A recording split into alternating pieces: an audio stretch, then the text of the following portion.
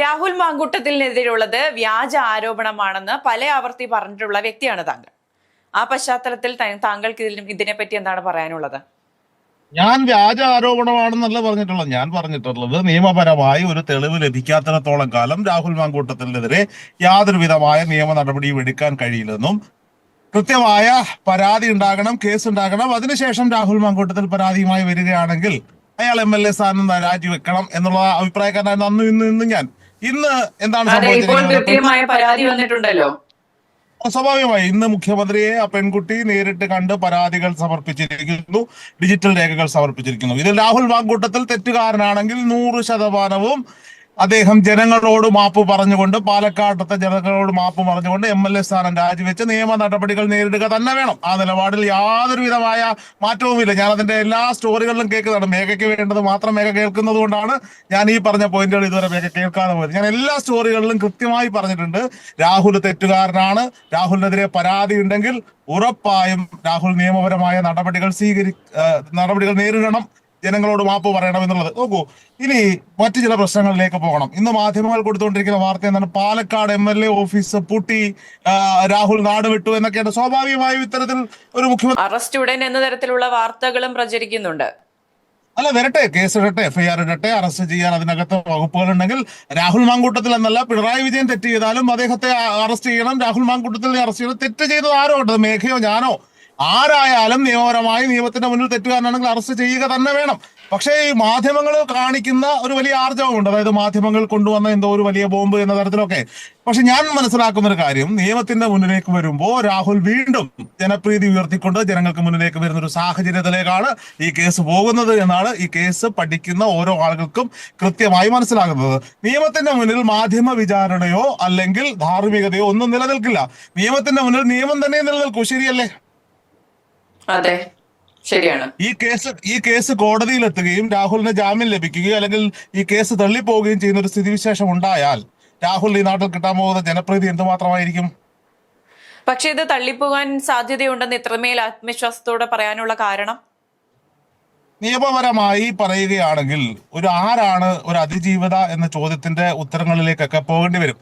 സ്വാഭാവികമായും കഴിഞ്ഞ ദിവസം പോലും സുപ്രീം കോടതിയുടെ ഒരു പരാമർശം ഉണ്ടായിരുന്നു, പരസ്പര സമ്മതത്തോടുകൂടി, ഉഭയകക്ഷി സമ്മതത്തോടുകൂടി ഉണ്ടാകുന്ന ലൈംഗിക ബന്ധത്തെ പിന്നീട് പീഡനമായി ചിത്രീകരിക്കാൻ സാധിക്കില്ല എന്ന് കഴിഞ്ഞ ദിവസം പോലും സുപ്രീം കോടതി ഒരു പരാമർശം നടത്തിയിട്ടുള്ളതാണ്. സ്വാഭാവികമായിട്ടും ഈ മാധ്യമങ്ങൾ പുറത്തുവിട്ട ചാറ്റുകൾ, മാധ്യമങ്ങൾ പുറത്തുവിട്ട കോൾ റെക്കോർഡിങ്ങുകൾ ഒക്കെ തന്നെയും ഇത് ഉഭയകക്ഷി സമ്മതത്തോടു കൂടി നടന്ന ലൈംഗിക ബന്ധമാണ് എന്ന് തെളിയിക്കുന്നവയാണ്. മാധ്യമങ്ങളാണ് ആ പെൺകുട്ടിക്ക് അപ്പോൾ വിവാഹ വാഗ്ദാനം നൽകി ആ പെൺകുട്ടിയെ ഇതിനു വേണ്ടി ചൂഷണം ചെയ്തു എന്ന് പറയുന്നത് നിലനിൽക്കില്ല എന്നാണോ താങ്കൾ പറയുന്നത്? അവിടെയും എനിക്കൊരു കോടതിയുടെ പരാമർശത്തെ സൂചിപ്പിക്കേണ്ടിയിരിക്കുന്നു. എനിക്കത് ഒന്ന് പഠിക്കണം, അത് പഠിക്കാനുള്ള ഒരു സമയം എനിക്ക് ലഭിച്ചില്ല. കൃത്യമായി സുപ്രീം കോടതിയുടെ പരാമർശമുണ്ട്, വിവാഹിതയായ ഒരു പെൺകുട്ടിയെ പിന്നീട് വിവാഹ വാഗ്ദാനം നൽകി പറ്റിച്ചു എന്ന കേസ് നിയമത്തിന്റെ മുന്നിൽ നിലനിൽക്കില്ല എന്നുള്ളത്.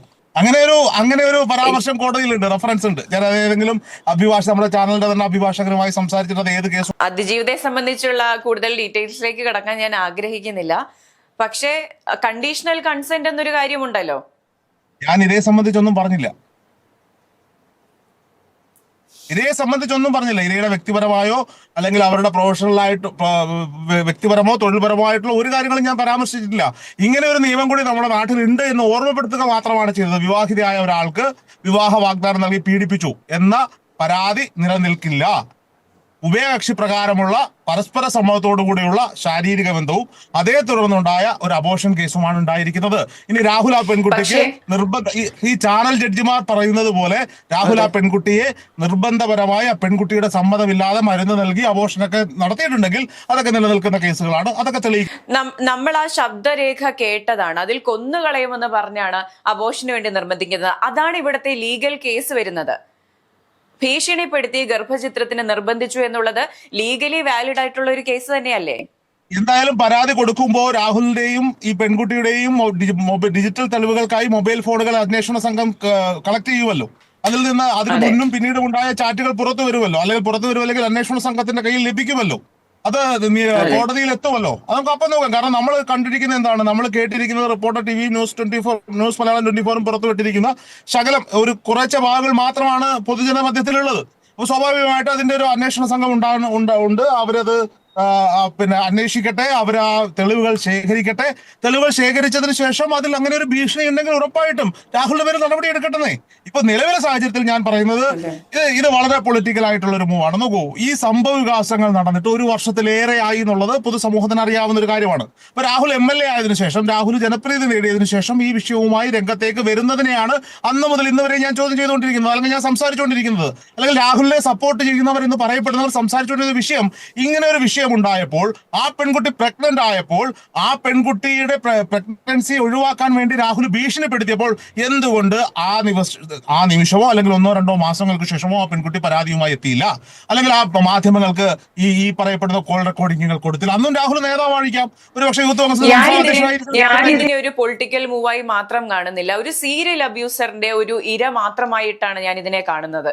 ഒരു സീരിയൽ അബ്യൂസർ എന്ന് വേണം രാഹുൽ മാങ്കൂട്ടത്തിലിനെ വിശേഷിപ്പിക്കാൻ. കാരണം ഒന്നിലധികം പെൺകുട്ടികൾക്കാണ് അയാളിൽ നിന്ന് മോശം അനുഭവം ഉണ്ടായിട്ടുള്ളത്. അതെന്താണ് അങ്ങനെ പറയാൻ കാരണം? അതിനെന്താ തെളിവുണ്ടോ? വേറെ പെൺകുട്ടികൾ പരാതി നൽകിയിട്ടുണ്ടോ രാഹുലിനെതിരെ? മറ്റ് പെൺകുട്ടികൾക്കും ആരോപണങ്ങൾ ഉന്നയിച്ചിട്ടുണ്ട്. ഇത്തരത്തിലൊരു പരാതിയുമായിട്ട് ആ പെൺകുട്ടി മുന്നോട്ട് വന്നാൽ ആ പെൺകുട്ടിയെ ഈ പറഞ്ഞ കോൺഗ്രസ് അനുയായികൾ സൈബർ ബുള്ളിങ് ചെയ്യില്ലെന്ന് എന്ത് ഉറപ്പാണ് നമുക്ക് കൊടുക്കാൻ സാധിക്കുക? ഇപ്പൊ ഈ പെൺകുട്ടി ആരെങ്കിലും സൈബർ ബുള്ളിങ് ചെയ്യുന്നുണ്ടോ? ആ പെൺകുട്ടിയുടെ ഐഡന്റിറ്റി ആരെങ്കിലും പറയുന്നുണ്ടോ? ഐഡന്റിറ്റി വെളിപ്പെടുത്തുന്നുണ്ടോ? ഒന്നുമില്ലല്ലോ, ഒന്നുമില്ല. ഇര എന്ന സംരക്ഷണം ആ കുട്ടിക്ക് ലഭിക്കുന്നുണ്ട്. ഈ കേസ് ഞാൻ ചോദിക്കും, നിവിൻ പോളി കേസ് എടുക്കൂ. നിവിൻ പോളിക്കെതിരെ പീഡനവുമായി വന്ന പെൺകുട്ടിയുടെ പേര് മേഘ, ഒരു മാധ്യമ പ്രവർത്തകയാണല്ലോ. കേസ് തള്ളിപ്പോയി, വ്യാജ കേസാണെന്ന് തെളിഞ്ഞു. ആ പെൺകുട്ടിയുടെ പേരെന്ന് പറയാമോ? അറിയാമോ മേഘയ്ക്ക് ആ പെൺകുട്ടി ആരാണെന്ന്? ആ ഘട്ടത്തിൽ എനിക്ക് അറിയാമായിരുന്നു, ഞാൻ മറന്നുപോയതാണ്. എനിക്കറിയാമായിരുന്നു. എനിക്കറിയില്ലായിരുന്നു. പൊതുസമൂഹത്തിന്റെ 99% പേർക്കും ആ പെൺകുട്ടിയുടെ പേരറിയില്ല. നിവിൻ പോളിയെ കേസിൽ പെടുത്താൻ ശ്രമിച്ചിട്ട് പോലും ആ പെൺകുട്ടിയുടെ പേരോ ചിത്രമോ ഇന്ന് വരെ സോഷ്യൽ മീഡിയയിൽ വന്നിട്ടില്ലെന്നേ. അത്രയും വലിയ സംരക്ഷണം നമ്മുടെ നിയമങ്ങൾ ആ പെൺകുട്ടികൾക്ക് ഇവിടെ ഒരുക്കുന്നുണ്ട്. എത്ര പേർക്ക് മുന്നിൽ വിചാരണ നേരിടേണ്ടി വരും, എത്ര പേർക്ക് മുന്നിൽ അത് വിവരിക്കേണ്ടി വരും, തനിക്കുണ്ടായ ദുരനുഭവം എത്ര മനുഷ്യർക്ക് മുന്നിൽ ആ പെൺകുട്ടി വിവരിക്കേണ്ടി വരും? അത്തരത്തിലുള്ള ഇമോഷണൽ മെന്റൽ ട്രോമകൾക്ക് ഇത് ബാധകമല്ലേ? അല്ല, എവിടെ ഏത് സാഹചര്യത്തിലാണെന്നേ. ഒരു രഹസ്യമൊഴി കൊടുത്താൽ, രഹസ്യമായ ഒരു പരാതി നൽകിയാൽ, ഇപ്പൊ രാഹുൽ മാങ്കൂട്ടത്തിലിനെ പോലെ ഒരാൾക്കെതിരെ ഒരു കേസ് എടുക്കാൻ വെമ്പി നിൽക്കുന്ന ഒരു സർക്കാരാണ്, ഒരു ഭരണകൂടമാണ് ഈ നാട്ടിലുള്ളത്. അതിന് എതിർപ്പുണ്ടോ? രാഹുൽ മാങ്കൂട്ടത്തിൽ ബാക്കിയെല്ലാം മാറ്റി വെക്കൂ. രാഹുൽ മാങ്കൂട്ടത്തിൽ പൊളിറ്റിക്കൽ ലീഡറെ മാത്രം എടുക്കൂ. അയാളുടെ മൊറാലിറ്റി ബാക്കി കാര്യങ്ങളൊക്കെ മാറ്റി വെച്ചിട്ട് സംസാരിക്കാം. അപ്പൊ അയാൾക്കെതിരെ ഒരു കേസ് വന്നാൽ 100% അയാൾക്കെതിരെ കേസ് എടുക്കാൻ വെമ്പി നിൽക്കുന്ന ഒരു ഭരണകൂടമാണോ ഇവിടെയുള്ളത്? ആണോ? അയാൾക്ക് അത്തരത്തിലൊരു ക്ലീൻ ആയിട്ടുള്ള ഒരു കരിയർ ഉണ്ടായിരുന്നെങ്കിൽ ഇത്തരത്തിലുള്ള ആരോപണങ്ങൾ നേരിടില്ലായിരുന്നല്ലോ. വളരെ ക്ലീൻ ആയ, ഈ പറഞ്ഞ ഒരു ആരോപണവും വരാൻ സാധ്യതയില്ലാത്ത, സ്ത്രീകളോടും നന്നായി പെരുമാറുന്ന ഒരു വ്യക്തിയായിരുന്നു. എന്റെ ചോദ്യം ഒന്ന് മനസ്സിലാക്കൂ. രാഹുൽ മാങ്കൂട്ടത്തിൽ എന്ന് പറയുന്ന പൊളിറ്റിക്കൽ ലീഡർ ക്ലീൻ ഇമേജ് ഉള്ള ഒരാളാണെന്ന് കരുതുക. ഓക്കെ, ആണെന്ന് ഞാൻ അവകാശപ്പെടില്ല. അങ്ങനെയാണെങ്കിൽ രാഹുൽ മാങ്കൂട്ടത്തിൽ എന്ന് പറയുന്ന പൊളിറ്റിക്കൽ ലീഡർ ഈ ഭരണകൂടത്തിന്റെ കണ്ണിലെ കരടാണ് രാഷ്ട്രീയപരമായി. അയാൾ നടത്തുന്ന സമരങ്ങളും അയാൾ നടത്തുന്ന എല്ലാ കാര്യങ്ങളും. അപ്പൊ സ്വാഭാവികമായിട്ടും അയാൾക്കെതിരെ ഒരു പരാതി ലഭിക്കാൻ കാത്തിരിക്കുന്ന ഭരണകൂടം, പിണറായി വിജയൻ സർക്കാർ. അപ്പൊ സ്വാഭാവികമായും ഒരു പെൺകുട്ടി രഹസ്യമായി അയാൾക്കെതിരെ ഒരു പരാതിയുമായി ചെന്നാൽ ഉറപ്പായും അയാൾ മേൽ നടപടി ഉണ്ടാകും. എന്നിട്ടും ഈ പെൺകുട്ടികൾ എന്തുകൊണ്ട് തയ്യാറാകുന്നില്ല? മേഘ പറയുന്ന രീതിയിൽ ഈ സോഷ്യൽ മീഡിയയിൽ ഉണ്ടാവില്ല വലിച്ചു കീറലും മറ്റു കാര്യങ്ങളും ഒക്കെയാണ് പറയുന്നത്. ഇപ്പോഴും ഈ നാട്ടിലെ 99% ആളുകൾക്കും അറിയില്ല രാഹുൽ മാങ്കൂട്ടത്തിൽ കേസിലെ പരാതിക്കാരി ആരാണെന്ന് അറിയില്ല. നമ്മളെ പോലുള്ള മാധ്യമ പ്രവർത്തകർക്കും കുറച്ച് രാഷ്ട്രീയക്കാർക്കും മാത്രമാണ് അറിയുന്നത്. കഴിഞ്ഞ ദിവസം കോൺഗ്രസിന്റെ തന്നെ ഒരു സമുന്നതരായ നേതാവ് എന്നോട് ചോദിച്ചൊരു ചോദ്യത്തിന് അറിയാമോ ഈ വോയിസ് ക്ലിപ്പ് പുറത്തു വന്ന പെൺകുട്ടി ആരാണെന്ന് അറിയാമോ എന്ന് ചോദിച്ചു. ഞാൻ ചിരിച്ചിട്ട് പറഞ്ഞു, എനിക്ക് അറിയില്ല ചേട്ടാ, അത് ഞാൻ പറഞ്ഞിട്ട് ഒഴിവാക്കി പോരുകയാണ് ചെയ്തത്. അപ്പൊ സ്വാഭാവികമായിട്ടും ആ സംരക്ഷണം സ്ത്രീകൾക്ക് ഇവിടെ ലഭിക്കുന്നുണ്ടെന്നേ. ഇവർക്ക് എന്താണ് ഇയാൾ ഇത്രയും വലിയ മോശക്കാരനാണെങ്കിൽ ഈ പെൺകുട്ടികൾ പരാതി കൊടുത്താൽ ഇയാളെ കൊടുക്കുന്നതിന്റെ ആവശ്യമുണ്ട്. പക്ഷെ ഇവിടെ സംഭവിക്കുന്നത് എന്താ? ഇപ്പൊ മേഘ പറയാണ്, 1-ലധികം പെൺകുട്ടികൾക്ക് മേൽ ഇത് നടത്തി. ആ പെൺകുട്ടികൾ രംഗത്തേക്ക് വരട്ടെന്നേ. ഇപ്പൊ ഈ പെൺകുട്ടി ധൈര്യം കാണിച്ചല്ലോ. അങ്ങനെ സംഭവിച്ചിട്ടുണ്ടെങ്കിൽ ആ പെൺകുട്ടികൾ രംഗത്തേക്ക്. രാഹുൽ മാങ്കൂട്ടം വിഷയം മാത്രമല്ല, ഈ നാട്ടിൽ ലൈംഗിക പീഡന പരാതികളുമായി മുന്നോട്ട് വന്ന എല്ലാ സ്ത്രീകളും എല്ലാ പെൺകുട്ടികളും എന്തെങ്കിലും ഒരു തരത്തിൽ ബുദ്ധിമുട്ട് നേരിട്ടിട്ടുണ്ടെന്ന് ഞാൻ പറയുന്നു. എനിക്കതിൽ വ്യക്തമായ ബോധ്യമുള്ളത് കൊണ്ട് തന്നെയാണ് സംസാരിക്കുന്നത്. ഒരാളുടെ പേര് പറയാം. നിയമപരമായി മുന്നോട്ട് പോകുന്ന എല്ലാ സ്ത്രീകളും അത് നേരിടുന്നുണ്ട്. അതിന്റെ പിന്നാലെ ഉണ്ടാകുന്ന മെന്റൽ ട്രോമ, ഇതെല്ലാം വാലിഡ് ആയിട്ടുള്ള കാര്യങ്ങൾ തന്നെയാണ്. ഏതെങ്കിലും ഒരു കേസെങ്കിലും ഒന്ന് പറയുന്നേ, അങ്ങനെ നേരിടുന്ന. സോളാർ കേസാണോ ഉദ്ദേശിക്കുന്നത്? അല്ല. ഓക്കെ, നമുക്ക് ദിലീപ് കേസ് എടുക്കാം, നടിയെ ആക്രമിച്ച കേസ് എടുക്കാം. വളരെ ബോൾഡായിട്ട് ആ പെൺകുട്ടിക്ക് കിട്ടുന്ന സ്വീകാര്യത എന്തുമാത്രമാണ്. ആ അതെ. പെൺകുട്ടിയുടെ ഐഡന്റിറ്റി വെളിപ്പെടുത്തി പുറത്തേക്ക് വന്നപ്പോൾ നടിക്ക് നാട്ടിൽ കിട്ടിയ സ്വീകാര്യത എന്തുമാത്രമാണ്. അവൾക്കൊപ്പം ഈ നാട് മുഴുവൻ നിൽക്കുന്ന കാഴ്ച നമ്മൾ കണ്ടിട്ടില്ലേ. അവിടെ ഇവിടെയും കിടക്കുന്ന എട്ട് അവിടെ ഇവിടെ കിടക്കുന്ന വായി നോക്കികൾ 8 വർഷങ്ങളാണ് 8 വർഷങ്ങളാണ് ഇതിന് പിന്നാലെ പോയത്. അത് വെറും ആരോപണമാണെന്ന് പറയുന്ന ദിലീപ് ആരാധകർ ഇപ്പോഴും ഉണ്ട്. അങ്ങനെയാണെങ്കിൽ ഇത് ഈ സമൂഹത്തിന്റെ പ്രശ്നമല്ല, നിയമവ്യവസ്ഥയെ ചോദ്യം ചെയ്യാണ് മേഘ. 8 നിയമവ്യവസ്ഥയല്ല വർഷങ്ങളിൽ ചോദ്യം ചെയ്യുന്നത്, സമൂഹത്തെ തന്നെയാണ് ചോദ്യം ചെയ്യുന്നത്. അതെങ്ങനെയാണ് സമൂഹത്തെ 8 വർഷം ഭയന്നുകൊണ്ടാണ് പെൺകുട്ടികൾ മുന്നോട്ട് വരാത്തത്.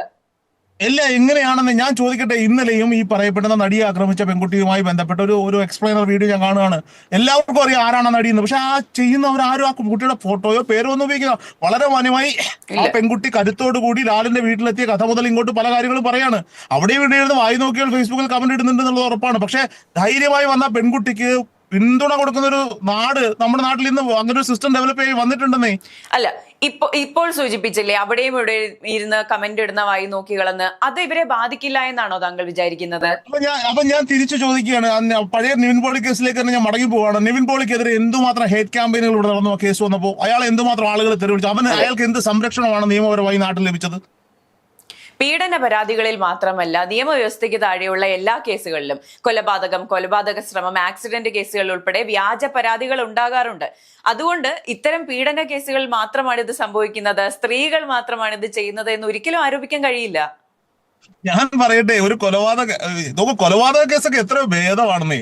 ഒരു സ്ത്രീ പീഡന പരാതി വരുന്നതിനേക്കാൾ എത്രയോ വലിയ ഭേദമാണ് ഒരു കൊലപാതക കുറ്റം ചുമത്തപ്പെടുന്നതെന്ന് ആലോചിക്കണം. അത് അനുഭവിച്ചിട്ടുള്ളവർക്കറിയാം. അവരോടൊക്കെ ഒന്ന് ചോദിച്ചാൽ മതി. അന്നേരം അവിടെ ഉണ്ടാകുന്ന മാനസികാവസ്ഥ എന്താന്ന്. സ്വന്തം മക്കളുടെ മുഖത്ത് നോക്കാൻ പറ്റാതെ, സ്വന്തം കുടുംബത്തിന്റെ മുഖത്ത് നോക്കാൻ പറ്റാതെ, സ്വന്തം നാട്ടുകാരുടെ മുഖത്ത് എന്നും എക്കാലത്തും അത് ചാർത്തപ്പെട്ടാൽ ആ പേര് ഒഴിഞ്ഞു പോവില്ലെന്നേ.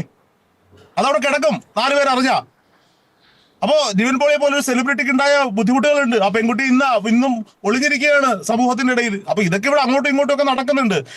ഇവിടുത്തെ വിഷയം എന്താ? ഇപ്പൊ രാഹുലിനെതിരെ പരാതി ലഭിച്ചിരിക്കുന്നു, പോലീസ് കേസെടുത്തിരിക്കുന്നു, രാഹുലിനെ അറസ്റ്റ് ചെയ്യും. പക്ഷേ ഞാൻ മനസ്സിലാക്കുന്നത് നമ്മളിതൊക്കെ പറയുമ്പോഴും രാഹുൽ എന്താണ് രാഹുൽ വാ തുറക്കാത്തത് നമ്മൾ കഴിഞ്ഞ ദിവസം ചോദിച്ചല്ലോ. രാഹുൽ പ്രതികരിക്കണം.